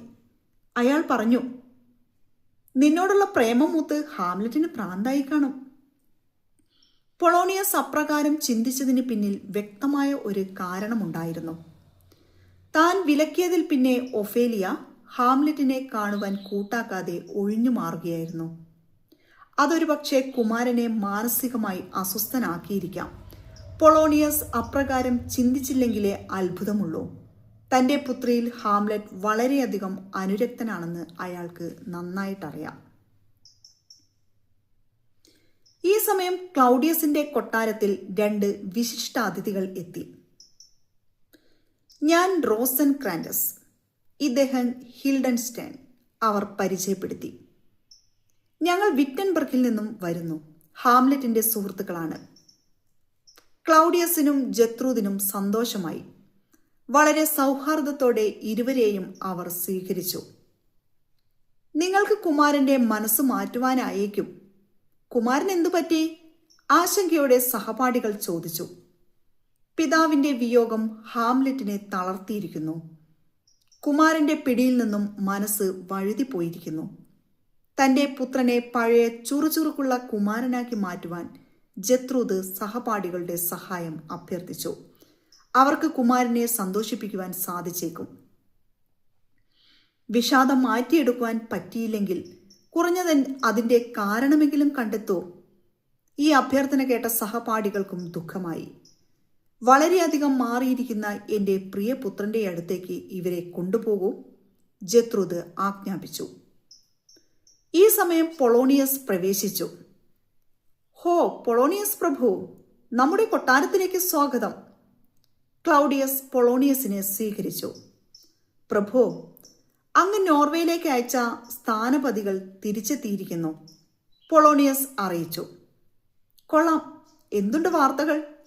ക്ലൗഡിയസിന് സന്തോഷമായി. വോൾട്ടിമന്റ്, കെർണലിയസ് എന്നീ 2 സ്ഥാനപതികളും ക്ലൗഡിയസിനെ വണങ്ങി. പ്രഭു, അസുഖബാധിതനും സർവോപരി വൃദ്ധനുമായ നോർവേയിലെ രാജാവിനെ പറ്റിയാണ് പറയുവാനുള്ളത്. നന്നായി. എന്താണ് അദ്ദേഹത്തിൻ്റെ നിലപാട്? ക്ലൗഡിയസിന് അതറിയുവാൻ വളരെ തിടുക്കമായി. രാജാവ് ഡെൻമാർക്കിനെതിരെ പടനീക്കം നടത്തിയ ഫോർട്ടിൻബ്രാസ് കുമാരനെ ശകാരിച്ചു.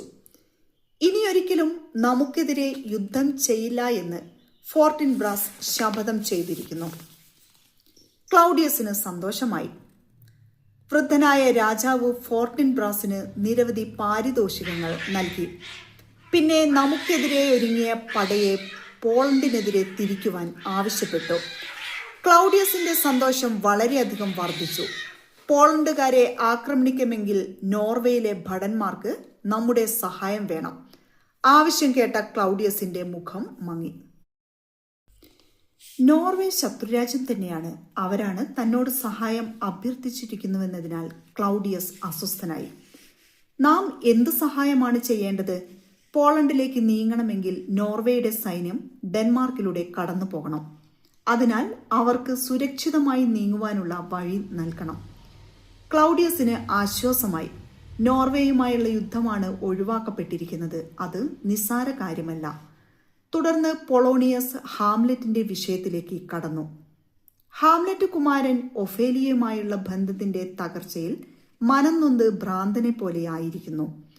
സംസാരത്തിൽ വളരെയധികം ദുഃഖം ഭാവിച്ചുകൊണ്ടാണ് പൊളോണിയസ് ഇപ്രകാരം പറഞ്ഞത്. ഇതെല്ലാം ഹാംലെറ്റ് കുമാരൻ എൻ്റെ മോൾക്ക് നൽകിയ പ്രണയലേഖനങ്ങളും പ്രേമ കവിതകളുമാണ്. ഹാംലെറ്റിന്റെ വകയായുള്ള അനവധി കത്തുകൾ പൊളോണിയസ് പുറത്തെടുത്തു. ഭ്രാന്തനായ കുമാരൻ കൊട്ടാരത്തിലെ മട്ടുപ്പാവിലൂടെ ഉലാത്തുമ്പോൾ ഒഫേലിയ ചെല്ലട്ടെ. നമുക്ക് ഹാംലെറ്റിന്റെ ഭ്രാന്തും അവരുടെ സ്നേഹവും തമ്മിലുള്ള ബന്ധമറിയാം. പൊളോണിയസ് വളരെ ബുദ്ധിപൂർവമാണ് സംസാരിച്ചത്. തീർച്ചയായും താങ്കളുടെ പദ്ധതിയൊന്ന് പരീക്ഷിച്ചു കളയാം, ക്ലൗഡിയസ് പറഞ്ഞു. അതാ കുമാരൻ വരുന്നു. ജത്രൂദ് അപ്പോഴാണ് ഹാംലെറ്റ് അവിടേക്ക് കടന്നു വരുന്നത് കണ്ടത്. നടക്കുമ്പോൾ ഏതോ പുസ്തകത്തിൽ നിന്നും കുമാരൻ എന്തോ വായിക്കുന്നു. ജത്രൂദിന് ജിജ്ഞാസയായി. ഞാൻ കുമാരനോടൊന്ന് ചോദിക്കാം, പൊളോണിയസ് അഭിപ്രായപ്പെട്ടു. ആ നിർദ്ദേശം മറ്റുള്ളവർക്കും സ്വീകാര്യമായി. ക്ലൗഡിയസും ജത്രൂദും പിൻവാങ്ങി. പൊളോണിയസ് ഹാംലെറ്റിനോട് എന്തോ സംസാരിക്കുവാൻ ശ്രമിച്ചു. എടോ മീൻപിടുത്തക്കാരാ! ഹാംലെറ്റ് വളരെ വ്യത്യസ്തമായ രീതിയിൽ പ്രതികരിച്ചു. പൊളോണിയസിനെ അദ്ദേഹം തിരിച്ചറിയുന്നു പോലുമില്ല. പൊളോണിയസിന്റെ ചോദ്യങ്ങൾക്കെല്ലാം യുക്തിസഹമല്ലാത്ത രീതിയിലാണ് ഹാംലെറ്റ് മറുപടി നൽകിയത്. ഇയാൾക്ക് ഭ്രാന്ത് തന്നെ. പിറുപിറുത്തുകൊണ്ട് പൊളോണിയസ് നീങ്ങി. ഇനി ഒഫേലിയയുമായി കണ്ടുമുട്ടാനുള്ള അവസരം ഹാംലെറ്റിന് നൽകാം. പൊളോണിയസ് അതിനായി കരുക്കൾ നീക്കി. റോസൻ ക്രാൻസ്, ഗിൽഡൻസ്റ്റേൺ എന്നീ സഹപാഠികൾ ഈ സമയം ഹാംലെറ്റിന്റെ മുമ്പിലെത്തി. ഹായ്, നിങ്ങൾ? ഹാംലെറ്റിന് വളരെയധികം സന്തോഷമായി. ഡെൻമാർക്കിലെ പ്രത്യേക അവസ്ഥയെപ്പറ്റി അവർ മൂവരും സംസാരിച്ചു. നിങ്ങൾ എന്തിനാണ് വന്നത്? ഈ ചോദ്യത്തിന് സഹപാഠികൾ അല്പം പരുങ്ങലോടെയാണ് ഉത്തരം പറഞ്ഞത്. ഞങ്ങൾ ഹാംലെറ്റിനെ കാണുവാൻ വന്നതാണ്. എന്നാൽ ഹാംലെറ്റ് അത് സമ്മതിച്ചു കൊടുക്കുവാൻ കൂട്ടാക്കിയില്ല. നിങ്ങൾ ഇവിടേക്ക് ക്ഷണിച്ചു വരുത്തിയതാണെന്ന് എനിക്കറിയാം, ഹാംലെറ്റ് വെട്ടി തുറന്നു പറഞ്ഞു. ശരിയാണ് ചങ്ങാതി. ഹാംലെറ്റിന്റെ അഭിപ്രായത്തോട് സഹപാഠികൾ യോജിച്ചു. അതിന്റെ കാരണമെന്തെന്നും എനിക്കറിയാം, ഹാംലെറ്റ് തുടർന്നു. തന്റെ വിഷാദം മാറ്റുവാനാണ് സുഹൃത്തുക്കൾ എത്തിയിരിക്കുന്നത്. ഹാംലെറ്റ് അത് വെളിപ്പെടുത്തി. ഇതിനിടയിൽ റോസൻ ക്രാൻസ് പറഞ്ഞു, ഹാംലെറ്റ്, ഒരു നാടക ഗ്രൂപ്പ് ഈ കൊട്ടാരത്തിലേക്ക് വരുന്നു. അങ്ങ് അവരെ സ്വീകരിച്ചാലും? ഇത്രയും പറഞ്ഞപ്പോൾ തന്നെ വലിയ ചെണ്ടനാദം മുഴങ്ങി. അതാ അവരെത്തി. റോസൻ ക്രാൻസ് സന്തോഷത്തോടെ പറഞ്ഞു, അവരെ നാം സ്വാഗതം ചെയ്യുന്നു. ഈ എൽസിനോർ കൊട്ടാരത്തിലേക്ക് എല്ലാ കലാകാരന്മാർക്കും സ്വാഗതം. സന്തോഷത്തോടെ ഹാംലെറ്റ് അവരെ സ്വാഗതം ചെയ്തു. ഹാംലെറ്റിന്റെ രണ്ടാനച്ഛനായി മാറിയ ചെറിയച്ഛനും അമ്മയായി തീർന്ന മാതാവും മാത്രമാണ് ഹാംലെറ്റിന്റെ ഭ്രാന്തിന്റെ മുമ്പിൽ പരിഭ്രാന്തരായത്. അയാളുടെ ഭ്രാന്ത് ശരിക്കുമുള്ളത് തന്നെയാണെന്ന് അവർ ഉറച്ച് വിശ്വസിച്ചു. ഹാംലെറ്റ് അഭിനേതാക്കളിൽ ഒരാളെ തടഞ്ഞു നിർത്തി. നിങ്ങൾ എനിക്ക് വേണ്ടി സംസാരിക്കണം. ഹാംലെറ്റിന്റെ അഭ്യർത്ഥന കേട്ട അയാൾ അന്തം വിട്ടു. ഞാൻ എന്തു പറയണം പ്രഭോ? നിങ്ങൾ ട്രോയ് നഗരത്തിന്റെ പതനത്തെപ്പറ്റി പറയണം. പ്രയാം, ഹെക്കുബ എന്നീ ട്രോജൻ രാജാവിൻ്റെയും രാജ്ഞിയുടെയും കഥ പറയണം. വളരെ ആത്മാർത്ഥമായി തന്നെ അയാളും കൂട്ടാളികളും ട്രോയ് നഗരത്തെപ്പറ്റിയും രാജദമ്പതിമാരുടെ മരണത്തെപ്പറ്റിയും പറഞ്ഞു. ഇവരെ അതിഥികൾക്കുള്ള മുറിയിലേക്ക് കൊണ്ടുപോകൂ, ഹാംലെറ്റ് വീണ്ടും ആജ്ഞാപിച്ചു. നാടക സംഘത്തിന് വളരെ ശ്രേഷ്ഠമായ ഒരു സ്വീകരണമാണ് ലഭിക്കാൻ പോകുന്നതെന്ന് ഹാംലെറ്റിന്റെ മുഖഭാവത്തിൽ നിന്നും വ്യക്തമായിരുന്നു. തുടർന്ന് ഹാംലെറ്റ് പ്രസ്താവിച്ചു, അടുത്ത രാത്രിയിൽ ഇവർ ഗോൺസോഗോയുടെ കൊലപാതകം എന്ന നാടകം അവതരിപ്പിക്കും. അതിന്റെ ആമുഖം ഞാൻ തന്നെ എഴുതിയതായിരിക്കും. തുടർന്ന് ഹാംലെറ്റ് തന്റെ മുറിയിലൂടെ ഏകനായി ഉലാത്തുവാൻ ആരംഭിച്ചു. ട്രോജൻ രാജാവും രാജ്ഞിയും മരണമടഞ്ഞിട്ട് എത്രയോ നാളുകളായി. പക്ഷേ അടുത്ത നാളിൽ വധിക്കപ്പെട്ട തന്റെ പിതാവിന് വേണ്ടി താൻ ഇതുവരെ ഒന്നും ചെയ്തിട്ടില്ല. തന്റെ നിഷ്ക്രിയത്വത്തിൽ ഹാംലെറ്റിന് ഖേദം തോന്നി. ക്ലൗഡിയസിനെ കുടുക്കണം, അതുമാത്രമായി ഹാംലെറ്റിന്റെ ചിന്ത. ഹാംലെറ്റിന്റെ ബുദ്ധി ഉണർന്നു പ്രവർത്തിക്കുവാൻ തുടങ്ങി. നാടകത്തിലൂടെ അയാളെ വീഴ്ത്താം, ഹാംലെറ്റ് കരുതി. തന്റെ പിതാവ് വധം നാടകരൂപത്തിൽ അവതരിപ്പിക്കുവാൻ ഹാംലെറ്റ് തീരുമാനിച്ചു. അത് കൊലപാതകിയായ ക്ലൗഡിയസ് കാണണം. അയാൾ കുറ്റക്കാരനാണെങ്കിൽ തീർച്ചയായും അയാളുടെ മുഖത്ത് കുറ്റബോധം നിഴലിക്കും. താൻ ചെയ്ത വധം സ്റ്റേജിൽ കാണുമ്പോൾ അയാൾക്ക് പരിഭ്രാന്തനാകാതെ ഇരിക്കുവാൻ കഴിയില്ല. ഹാംലെറ്റ് കണക്ക് കൂട്ടി. നാടകം തന്നെ മാർഗം, ഹാംലെറ്റ് തീരുമാനിച്ചുറച്ചു. അതിലൂടെ അയാളുടെ മനസാക്ഷിയെ ഞാൻ പിടിച്ചുലയ്ക്കും, വന്യമായ പ്രതികാരദാഹത്തോടെ ഹാംലെറ്റ് പറഞ്ഞു. ഈ സമയം ഹാംലെറ്റിന്റെ സഹപാഠികളുമായ ക്ലൈഡിയസും ജത്രൂദും സംഭാഷണത്തിലായിരുന്നു. നിങ്ങൾക്ക് എന്തു തോന്നുന്നു? സഹപാഠികൾ നിസ്സഹായതയോടെ പറഞ്ഞു. ഹാംലെറ്റിന്റെ വിഷാദത്തിന്റെ കാരണം കണ്ടുപിടിക്കുവാൻ ഞങ്ങൾക്ക് കഴിഞ്ഞില്ല. എന്നാൽ ഒരു കാര്യം അവർ ഉറപ്പിച്ചു പറഞ്ഞു. നാടക സംഘത്തിനോട് ഹാംലെറ്റിന് അതിയായ താല്പര്യമുണ്ട്. ക്ലൗഡിയസിനും ജത്രൂദിനും സന്തോഷമായി. കുമാരന് നാടകം ഇഷ്ടമാണെന്നോ? എങ്കിൽ ഞങ്ങളും അത് കാണുവാനെത്താം. ഹാംലെറ്റിന്റെ സഹപാഠികൾ പോയി കഴിഞ്ഞപ്പോൾ ഓർഫേലിയയുമായുള്ള ഹാംലെറ്റിന്റെ കൂടിക്കാഴ്ച രഹസ്യമായി വീക്ഷിക്കുവാൻ ക്ലൗഡിയസ് തീരുമാനിച്ചു. ഞാനും പൊളോണിയസും രഹസ്യമായി അത് കാണാം. ക്ലൗഡിയസിന്റെ അഭിപ്രായത്തോട് ജത്രൂദും യോജിച്ചു. അപ്പോൾ ഹാംലെറ്റ് അവിടേക്ക് കടന്നു വരുന്നത് കണ്ട് ക്ലൗഡിയസും പൊളോണിയസും മറഞ്ഞു നിന്നു. വിഷാദസ്വരത്തിൽ തന്നോട് തന്നെ ഹാംലെറ്റ് ഈ ചോദ്യം ചോദിക്കുന്നു. ആത്മഹത്യയിലൂടെ എൻ്റെ കൈപ്പേറിയ അനുഭവങ്ങൾക്ക് വിരാമമിടണോ, വേണമോ വേണ്ടയോ? അതാണ് ഇവിടെ ചോദ്യമുയർത്തുന്നത്. ഈ ലോകത്തിലെ ദുരിതങ്ങൾ ആരും പൂർണ്ണ മനസ്സോടെ സ്വീകരിക്കുന്നില്ല എന്നാണ് ഹാംലെറ്റിന്റെ പക്ഷം. മരണശേഷം എന്തെന്നറിയില്ലാത്തതിനാൽ ആളുകൾ മരണത്തെ ഭയപ്പെടുന്നു. ഫലമോ ജീവിതത്തിലെ എല്ലാ ദുരിതങ്ങളും ദുർവിധികളും അവർ സഹിക്കുന്നു. ഇപ്രകാരമുള്ള ആഴമേറിയ തത്വശാസ്ത്രത്തിലൂടെ മനസ്സ് സഞ്ചരിക്കുമ്പോൾ ഒഫേലിയ ഹാംലെറ്റിന്റെ മുമ്പിലേക്ക് കടന്നു വന്നു. ഒഫേലിയ സാവധാനം ഹാംലെറ്റിന്റെ അടുത്തേക്ക് നടന്നെടുത്തു. എന്നിട്ട് പിതാവ് ആവശ്യപ്പെട്ടതുപോലെ അവൾ മൊഴിഞ്ഞു. അങ്ങ് എന്നിൽ ചൊരിഞ്ഞ സ്നേഹം തിരിച്ചു തരാനായി ഞാൻ എത്തിയതാണ്. ഞാൻ നിനക്കൊന്നും നൽകിയിട്ടില്ല. കോപത്തോടെ ഹാംലെറ്റ് തിരിച്ചടിച്ചു. സൗന്ദര്യം എത്ര വഞ്ചനാപൂർണമാണ്, ഹാംലെറ്റ് നിരീക്ഷിച്ചു. അദ്ദേഹത്തിന്റെ വാക്കുകളുടെ കാഠിന്യം വർദ്ധിച്ചു. ഹേയ്, നീ ഒരു സന്യാസിനി മഠത്തിൽ ചേർന്ന് കന്യകയായി ജീവിക്കൂ. നിരവധി പാപികളെ ജനിപ്പിക്കുന്നതിനേക്കാൾ നല്ലത് അതാണ്, ഹാംലെറ്റ് പുച്ഛത്തോടെ ഒഫേലിയോയോട് പറഞ്ഞു. നിങ്ങൾ പുരുഷന്മാരെ ഭീകരരാക്കുന്നു. നിങ്ങൾ മുഖത്ത് നിറം പൂശി മറ്റുള്ളവരെ വഞ്ചിക്കുന്നു. സ്ത്രീ ലോകത്തിനോടുള്ള വെറുപ്പ് ഹാംലെറ്റിന്റെ വാക്കുകളിൽ പ്രകടമായിരുന്നു. എല്ലാ വിവാഹങ്ങളും നിർത്തലാക്കിയിരുന്നുവെങ്കിൽ പൊതുവായി മനുഷ്യകുലത്തെയും പ്രത്യേകിച്ച് സ്ത്രീകളെയും ശപിച്ചുകൊണ്ട് ഹാംലെറ്റ് പറഞ്ഞു. ഹാംലെറ്റ് ഒരു കൊടുങ്കാറ്റ് പോലെ പുറത്തേക്ക് നീങ്ങിയപ്പോൾ ഒഫേലിയ വിലപിക്കുവാൻ തുടങ്ങി. ആ കുലീനമായ മനസ്സ് ഭ്രാന്തിന്റെ നിയന്ത്രണത്തിലായല്ലോ.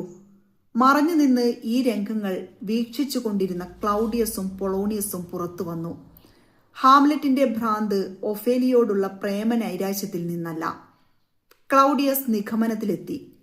ഹാംലെറ്റിന്റെ മനസ്സിൽ വിഷാദം നിറഞ്ഞിരിക്കുന്നു. അയാൾക്കത് ശരിക്കും മനസ്സിലായി. ഞാൻ ഹാംലെറ്റിനെ ഇംഗ്ലണ്ടിലേക്ക് അയക്കുന്നു. എന്തിന്? ക്ലൗഡിയസിന്റെ അഭിപ്രായം കേട്ട ജെത്രൂദിന് സംശയമായി. സാഹചര്യം മാറുമ്പോൾ ഹാംലെറ്റിന്റെ വിഷാദം കുറഞ്ഞേക്കാം. എന്നാൽ പൊളോണിയസ് ഉറച്ചു വിശ്വസിക്കുന്നത് ഒഫേലിയയുമായുള്ള ബന്ധം തകർന്നതാണ് ഹാംലെറ്റിനെ മനോരോഗിയാക്കിയതെന്നാണ്. ജെത്രൂദിനെ ഹാംലെറ്റിനടുത്തേക്ക് അയച്ച് രഹസ്യമായി അത് നിരീക്ഷിക്കുവാനും പൊളോണിയസ് പദ്ധതിയിട്ടു. ക്ലൗഡിയസിനും അത് സ്വീകാര്യമായിരുന്നു. മഹാന്മാരുടെ ഭ്രാന്ത് വളരെ ശ്രദ്ധയോടെ നിരീക്ഷിക്കണം, ക്ലൗഡിയസ് അസ്വസ്ഥതയോടെ പറഞ്ഞു. ഹാംലെറ്റിന്റെ പെരുമാറ്റം ക്ലൗഡിയസിനെ ഭയപ്പെടുത്തുന്നുണ്ടായിരുന്നു. അന്ന് വൈകുന്നേരം കൊട്ടാരത്തിലെ വിശാലമായ ഹാളിൽ നിന്നും ആരവങ്ങൾ ഉയർന്നു. നിങ്ങൾ ഇങ്ങനെയാണ് പറയേണ്ടത്. ഹാംലെറ്റ് താൻ രചിച്ച ഡയലോഗുകൾ ഓരോരുത്തർക്കുമായി പറഞ്ഞു കൊടുക്കുകയാണ്. ഹാംലെറ്റ്! വാതായനത്തിന് സമീപത്തു നിന്നും ഒരു വിളി ഉയർന്നു. ഹാംലെറ്റ് ആകാംക്ഷയോടെ തല ഉയർത്തി നോക്കി. അതാ തന്റെ സ്നേഹിതൻ ഹൊറേഷ്യോ. സ്വാഗതം സുഹൃത്തേ. ഹാംലെറ്റിന്റെ വാക്കുകളിൽ ആഹ്ലാദം നിറഞ്ഞു നിന്നു. ഹൊറേഷ്യോ, എന്റെ ചങ്ങാതിമാരിൽ ഞാൻ ഏറ്റവും കൂടുതൽ ആദരിക്കുന്നത് താങ്കളെയാണ്. ഹോ, അതിന് എന്നിൽ എന്തിരിക്കുന്നു? ഹൊറേഷ്യോ അത്ഭുതത്തോടെ ചോദിച്ചു. താങ്കളുടെ മനോനിയന്ത്രണം, മിതത്വം എന്നിവയൊക്കെ മറ്റുള്ളവർക്ക് മാതൃകയാണ്. തന്നിലെ നല്ല ഗുണങ്ങൾ ചൂണ്ടിക്കാണിച്ചതിന് ഹൊറേഷ്യോ ഹാംലെറ്റിനോട് നന്ദി പറഞ്ഞു. നിങ്ങൾ എനിക്കൊരു സഹായം ചെയ്യണം, ഹാംലെറ്റ് തന്റെ സുഹൃത്തിനോട് പറഞ്ഞു. ഹാംലെറ്റ്, അങ്ങേക്ക് വേണ്ടി ഞാൻ എന്താണ് ചെയ്യേണ്ടത്? ഹൊറേഷ്യോയുടെ ആ ചോദ്യത്തിൽ ആത്മാർത്ഥത നിറഞ്ഞിരുന്നു. നാടകം നടന്നുകൊണ്ടിരിക്കുമ്പോൾ നിങ്ങൾ ക്ലൗഡിയസിന്റെ മുഖഭാവം ശ്രദ്ധിക്കണം. ഹൊറേഷ്യോ അപ്രകാരം ചെയ്യാമെന്നേറ്റു. പിതാവിന്റെ പ്രേതം തന്നെ അറിയിച്ചത് ശരിയാണോ എന്ന് പരിശോധിക്കേണ്ടതുണ്ട്. തന്റെ സുഹൃത്തായ ഹൊറേഷ്യോ തന്നെയാണ് അതിന് ഏറ്റവും അനുയോജ്യൻ. ക്ലൗഡിയസിന്റെ മുഖത്ത് കുറ്റബോധത്തിന്റെ നേരിയൊരു ഛായയെങ്കിലും ഉണ്ടെങ്കിൽ ഞാനത് കണ്ടുപിടിക്കും. ഹൊറേഷ്യോ ഹാംലെറ്റിന് ഉറപ്പു നൽകി. പ്രഭുക്കന്മാരുടെയും അവരുടെ കുടുംബാംഗങ്ങളുടെയും വലിയൊരു നിര തന്നെ ഹാളിലേക്ക് പ്രവേശിച്ചു കഴിഞ്ഞു. നാടകം ആരംഭിക്കുവാൻ പോവുകയാണ്. ഞാൻ ഭ്രാന്തനായി നടിക്കും, നിങ്ങൾ അത് കണ്ട് പരിഭ്രമിക്കരുത്. ഹൊറേഷ്യോയ്ക്ക് ഹാംലെറ്റ് മുന്നറിയിപ്പ് നൽകിയിരുന്നു. ഈ സമയം ക്ലൗഡിയസ് ഹാംലെറ്റിന്റെ സമീപത്തേക്ക് വന്നു. കുമാരൻ, ഇപ്പോൾ എന്തു തോന്നുന്നു? വളരെ മയത്തിലാണ് ഹാംലെറ്റിനോട് ക്ലൗഡിയസ് അപ്രകാരം ചോദിച്ചത്. എന്നാൽ തികഞ്ഞ ഭ്രാന്തനെ പോലെയാണ് ഹാംലെറ്റ് മറുപടി നൽകിയത്. എത്ര മഹത്തരം! ഞാൻ ഓന്തിന്റെ സദ്യ കഴിക്കുന്നു, ഞാൻ വായു ഭക്ഷിക്കുന്നു. ഹാംലെറ്റ് പറഞ്ഞത് കേട്ട് അദ്ദേഹത്തിന്റെ ഭ്രാന്ത് വർദ്ധിച്ചുവെന്ന് ക്ലൗഡിയസിന് തോന്നി. പൊളോണിയസിനെയും ഒഫേലിയയും കണ്ട ഹാംലെറ്റിന്റെ കണ്ണുകൾ തിളങ്ങി. ഒരു നടനെന്ന നിലയിലുള്ള നിങ്ങളുടെ ചരിത്രം വിശദമാക്കൂ, ഹാംലെറ്റ് പൊളോണിയസിനോട് ആവശ്യപ്പെട്ടു. ഹാംലെറ്റ് പരസ്പര ബന്ധമില്ലാത്ത കാര്യങ്ങളാണ് സംസാരിക്കുന്നതെന്ന് മനസ്സിലാക്കി പൊളോണിയസ് അയാളുടെ ഭ്രാന്ത് വർദ്ധിച്ചിരിക്കുന്നുവെന്നു തന്നെ തീർച്ചപ്പെടുത്തി. അപ്പോൾ വളരെ പരുഷമായ ശൈലിയിൽ ഒഫേലിയയെ കുത്തിനോവിക്കുവാൻ പറ്റിയ ദ്വയാർത്ഥ പ്രയോഗങ്ങൾ നിറഞ്ഞ സംസാരം ഹാംലെറ്റ് തുടരുകയായിരുന്നു. ഒഫേലിയയുടെ കണ്ണുകളിൽ ഭയവും അതിലുപരി ദുഃഖവും ഒരുപോലെ നിറഞ്ഞു. നാടകം ആരംഭിച്ചു കഴിഞ്ഞു. എല്ലാവരുടെയും ശ്രദ്ധ നാടകത്തിലായി. ഒരു രാജാവിൻ്റെയും രാജ്ഞിയുടെയും പ്രണയകഥ മൂകാഭിനയത്തിലൂടെ അവതരിപ്പിക്കുകയാണ് ആദ്യത്തെ രംഗത്തിൽ നടന്മാർ ചെയ്യുന്നത്. തന്റെ പ്രേമപുരസ്സരമായ സമീപനം കൊണ്ട് രാജ്ഞി രാജാവിന്റെ മനം മയക്കിയെടുക്കുന്നു. പിന്നെ സാവധാനം അദ്ദേഹത്തിന്റെ ശിരസ് തന്റെ മടിയിലേക്ക് ചായ്ക്കുന്നു. രാജ്ഞിയുടെ മൃദുലമായ വിരലുകൾ രാജാവിന്റെ മുടിയിഴകളിലൂടെ പാഞ്ഞു നടക്കുന്നു. ഏതോ ആത്മനിർവൃതിയിൽ എന്ന പോലെ രാജാവ് നിദ്രയിലേക്ക് വഴുതി വീഴുന്നു. ഈ ഭാഗം കാണികൾക്ക് നന്നേ രസിച്ചു. എല്ലാവരും കണ്ണിമ ചിമ്മാതെ അടുത്ത ഭാഗത്തിനായി കാത്തിരിക്കുകയാണ്. അടുത്ത നിമിഷം ഗാഠനിദ്രയിലാണ്ട രാജാവിന്റെ ശിരസ് രാജ്ഞി തന്റെ മടിയിൽ നിന്നും മാറ്റിവെക്കുന്നു. എന്നിട്ട് ഉദ്യാനത്തിലെ ചെടികൾക്കിടയിലേക്ക് അപ്രത്യക്ഷയാകുന്നു. അധികം താമസിച്ചില്ല. ക്രൂരമായ മുഖഭാവമുള്ള ഒരു മനുഷ്യൻ ഒരു പാത്രം നിറയെ വിഷവുമായി എത്തുന്നു. ഉറങ്ങിക്കിടക്കുന്ന രാജാവിന്റെ ചെവിയിലേക്ക് ആ വിഷം ഒഴിക്കുന്നു. മരണവെപ്രാളത്തോടെ കൈകാലുകളിട്ടടിച്ചതിനു ശേഷം രാജാവ് ജീവൻ പിടിയുന്നു. തുടർന്ന് ആ പൈശാചിക പ്രവൃത്തി ചെയ്തയാൾ രാജ്ഞിയെ വശീകരിക്കുവാൻ ശ്രമിക്കുന്നു. ആദ്യമൊന്നും രാജ്ഞിയുടെ ഭാഗത്തു നിന്നും അനുകൂല നിലപാടുകൾ ഉണ്ടാകുന്നില്ല എങ്കിലും പിന്നീട് അവർ പ്രലോഭനങ്ങൾക്ക് വശംവദയാകുന്നു. ഈ നാടകം അവതരിപ്പിച്ചു കൊണ്ടിരിക്കുമ്പോൾ തന്നെ ഹാംലെറ്റ് നിരവധി വിശദീകരണങ്ങൾ പിന്നണിയിൽ നിന്നും നൽകിക്കൊണ്ടിരുന്നു. ഇടയ്ക്ക് പരോക്ഷമായി ഒഫേലിയയെ കളിയാക്കുവാനും ഹാംലെറ്റ് മറന്നില്ല. വെളിച്ചം വെളിച്ചം! ക്ലൗഡിയസ് രാജാവിന്റെ വധം കണ്ടപ്പോൾ തന്നെ ഭയചകിതനായി. അയാൾ അന്ധകാരത്തെ ഭയപ്പെട്ടു. ഏതോ ഭ്രാന്തമായ അവസ്ഥയിലെന്നതുപോലെ അയാൾ വെളിച്ചത്തിനു വേണ്ടി അലമുറയിട്ടു. നിമിഷങ്ങൾക്കുള്ളിൽ തന്നെ നാടകാവതരണം നിലച്ചു. നിരവധി ദീപങ്ങൾ ഹാളിൽ പ്രകാശിച്ചു. വിയർത്തു കുളിച്ച ക്ലൗഡിയസ് എന്തൊക്കെയോ പുലമ്പുന്നുണ്ടായിരുന്നു. പിന്നെ അയാൾ ഒരു കൊടുങ്കാറ്റ് പോലെ പുറത്തേക്ക് പാഞ്ഞുപോയി. സദസ്യരും രാജാവിന്റെ പിന്നാലെ പാഞ്ഞു. ക്ലൗഡിയസിന്റെ പെട്ടെന്നുള്ള ഭാവമാറ്റം കാണികളെ അമ്പരപ്പിച്ചിരുന്നു. ഹാംലെറ്റും ഹോറേഷ്യവും പരസ്പരം നോക്കി. അവർക്കെല്ലാം മനസ്സിലായി. അപ്പോഴും ഹാംലെറ്റ് തന്റെ ഭ്രാന്തമായ ചെയ്തികൾ അവസാനിപ്പിച്ചിരുന്നില്ല. അർത്ഥശൂന്യമായ കവിതകൾ ചൊല്ലുകയും നിരർത്ഥകമായ ആംഗ്യവിക്ഷേപങ്ങൾ കാണിക്കുകയും ചെയ്തുകൊണ്ട് തന്റെ അവസ്ഥയെ കൂടുതൽ തീവ്രമാക്കുവാൻ ഹാംലെറ്റ് പരിശ്രമിച്ചു. അങ്ങയെ പ്രിയ മാതാവ് വിളിക്കുന്നു. റോസൻക്രാൻഡസും ഹിൽഡൻസ്റ്റേണും ഹാംലെറ്റിനോട് പറഞ്ഞു. അങ്ങേക്ക് ഇപ്പോൾ സൗഖ്യം തോന്നുന്നുണ്ടോ? റോസൻക്രാൻഡസ് ഇതിനിടയിൽ വളരെ ഭവ്യതയോടെ ചോദിച്ചു. എന്നാൽ ഹാംലെറ്റിന്റെ തുറിച്ച കണ്ണുകളിൽ തീവ്രമായ കോപം നിറയുന്നത് കണ്ട് അദ്ദേഹം ഭയചകിതനായി. ഹാംലെറ്റിന്റെ മനസ്സിലേക്ക് ദേഷ്യം ഇരച്ചു കയറി. നിങ്ങൾ എന്നെ വെറുമൊരു സംഗീതോപകരണമാക്കി കളിപ്പിക്കുകയാണ്. വളരെ കർക്കശമായ സ്വരത്തിൽ ഹാംലെറ്റ് തന്റെ മുമ്പിൽ നിന്ന റോസൻക്രാൻഡസിനോടും ഗിൽഡൻസ്റ്റേണിനോടും പറഞ്ഞു. നിങ്ങളുടെ ഉദ്ദേശം എനിക്കറിയാം. ഹാംലെറ്റ് രൂക്ഷമായ നോട്ടത്തിന് ശേഷം ഇരുവരെയും അറിയിച്ചു. ഹാംലെറ്റ്, താങ്കളെ ഞാൻ രാജ്ഞിയുടെ അടുത്തേക്ക് കൊണ്ടുപോകാം. ഈ സഹായ വാഗ്ദാനവുമായി പൊളോണിയസ് എത്തി. ഞാനിപ്പോൾ തന്നെ അവരുടെ അടുത്തേക്ക് പോകുന്നു. എനിക്ക് അവരോട് ചില കാര്യങ്ങൾ സ്വകാര്യമായി പറയുവാനുണ്ട്. ഹാംലെറ്റ് പ്രതിവചിച്ചു. എന്റെ വാക്കുകൾ കഠാരമുനകൾ പോലെയായിരിക്കും. പക്ഷേ അവർക്കെതിരെ ആ കഠാരകൾ ഞാൻ ഉപയോഗിക്കുകയില്ല. നിഗൂഢമായ ശൈലിയിൽ ഹാംലെറ്റ് തുടർന്നു. ഈ സമയം കൊട്ടാരത്തിന്റെ മറ്റൊരു ഭാഗത്ത് ക്ലൗഡിയസ് കൂടെയുള്ള റോസൻക്രാൻഡസ്, ഗിൽഡൻസ്റ്റൈൻ എന്നിവരുമായി സംസാരിക്കുകയായിരുന്നു. ഹാംലെറ്റിന്റെ ഭ്രാന്ത് അപകടകരമായിരിക്കുന്നു. വളരെയധികം അസ്വസ്ഥനായിട്ടാണ് ക്ലൗഡിയസ് അപ്രകാരം പറഞ്ഞത്. അയാളെ നാം ഇംഗ്ലണ്ടിലേക്ക് അയക്കുന്നു. നിങ്ങൾ ഇരുവരും അയാളെ അനുഗമിക്കണം. അത്രയും പറഞ്ഞപ്പോഴേക്കും ക്ലൗഡിയസിന്റെ മുഖത്ത് നിഗൂഢമായൊരു പൈശിക ഭാവം നിറഞ്ഞു. ഞങ്ങൾ തയ്യാർ പ്രഭോ. കപ്പൽ യാത്രയ്ക്കുള്ള ഒരുക്കങ്ങൾക്കായി ഇരുവരും നീങ്ങി.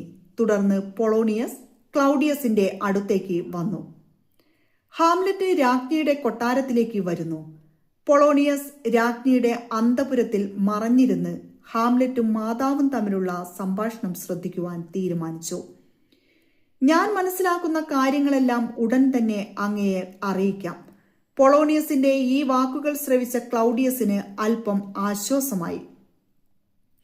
പൊളോണിയസ് അന്തപുരത്തിലേക്ക് നീങ്ങിയപ്പോൾ ക്ലൗഡിയസ് തീവ്രമായ കുറ്റബോധത്താൽ നീറിപ്പുകയുവാൻ തുടങ്ങി. താൻ എന്താണ് ചെയ്തതെന്ന് ക്ലൗഡിയസ് സ്വയം ചോദിച്ചു. താൻ ചെയ്തത് വളരെ ഭീകരമായ ഒരു കാര്യമാണ്. സ്വന്തം സഹോദരനെ വധിച്ച് അവന്റെ ഭാര്യയെ സ്വന്തമാക്കുക, അവന്റെ സിംഹാസനവും കിരീടവും കൈവശപ്പെടുത്തുക. ആദ്യം മുതൽക്കേയുള്ള ഈ പാപത്തിന്റെ പിന്തുടർച്ചക്കാരനായി താനുമിതാ ആ കൊടും പാതകം ചെയ്തിരിക്കുന്നു. എന്നോട് ക്ഷമിക്കൂ.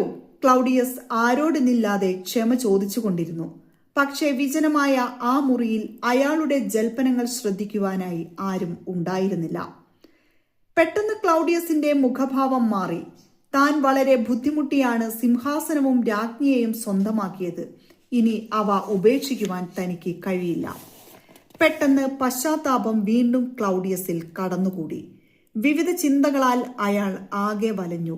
തുടർന്ന് അയാൾ കണ്ണീരോടെ കൈകൾ കൂപ്പിക്കൊണ്ട് തറയിൽ മുട്ടുകുത്തി നിന്നു. ക്ലൗഡിയസിന്റെ ഇരുനേത്രങ്ങളിൽ നിന്നും കണ്ണീർ ധാരധാരയായി ഒഴുകുന്നുണ്ടായിരുന്നു. ഹാംലെറ്റ് സാവധാനം ആ മുറിയിലേക്ക് കയറി വന്നു. രഹസ്യമായി ആ പിശാചിനെ വധിക്കണം. ഈ കണക്കുകൂട്ടലുമായാണ് ഹാംലെറ്റ് ആ മുറിയിലേക്ക് വന്നത്. എന്നാൽ ഒരു നിമിഷം ഹാംലെറ്റ് പകച്ചു നിന്നു. അയാൾ പ്രാർത്ഥിക്കുകയാണ്. ഈ സമയം ഞാൻ അയാളെ വധിച്ചാൽ? ഹാംലെറ്റ് ചിന്തിച്ചു. തീർച്ചയായും പശ്ചാത്താപ വിവശനായി പ്രാർത്ഥനയിൽ മുഴുകി നിൽക്കുന്ന ക്ലൗഡിയസിനെ ഇപ്പോൾ വധിക്കാനാവുകയില്ല. അയാളുടെ ആത്മാവിനെ സ്വർഗത്തിലേക്ക് അയക്കുവാൻ ഹാംലെറ്റ് തയ്യാറല്ല. നിത്യമായ നരകാഗ്നിയിൽ നീറിപ്പുകയേണ്ടവനാണ് ക്ലൗഡിയസ്. തന്റെ പിതാവിന് പാപങ്ങളെപ്പറ്റി ചിന്തിച്ചു മാപ്പിരക്കുവാനുള്ള ചെറിയൊരവസരം പോലും ഇയാൾ നൽകിയില്ല. നിദ്രയിൽ മരണമടയേണ്ടി വന്ന തന്റെ പ്രിയ പിതാവിനെപ്പറ്റി ഓർമ്മിച്ച ഹാംലെറ്റിന്റെ ഹൃദയം വിങ്ങിക്കരഞ്ഞു. നിങ്ങൾ പാപം ചെയ്തുകൊണ്ടിരിക്കുമ്പോൾ എൻ്റെ കൈകളാൽ വധിക്കപ്പെടും, ഹാംലെറ്റ് പിറുപിറുത്തു. തീവ്രമായ പ്രാർത്ഥനയിൽ മുഴുകിയിരിക്കുന്ന ക്ലൗഡിയസ് ഇതൊന്നും അറിയുന്നുണ്ടായിരുന്നില്ല. മദ്യപിക്കുമ്പോൾ, കോപിഷ്ഠനാകുമ്പോൾ, അതുമല്ലെങ്കിൽ കാമാസക്തനാകുമ്പോൾ നീ വധിക്കപ്പെടും. അതേ പാപത്തിന്റെ നിമിഷങ്ങളിൽ നിന്നെ ഞാൻ നരകത്തിലേക്ക് അയക്കും, ഹാംലെറ്റ് മനസ്സിൽ പറഞ്ഞു.